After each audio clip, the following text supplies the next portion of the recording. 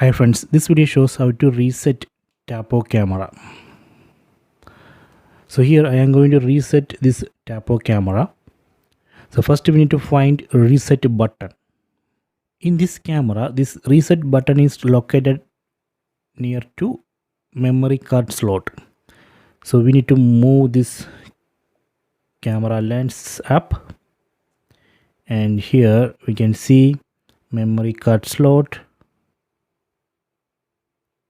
and near to that memory card slot we can see the reset button.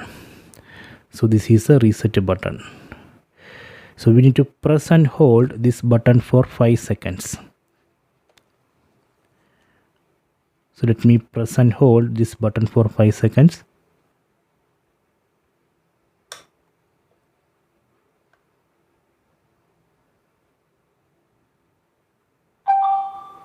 Okay, so reset has started.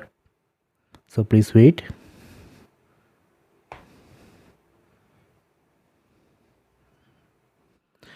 Now it's rebooting.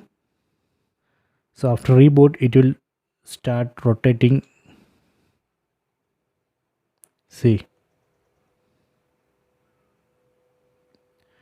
So this way we can reset this camera.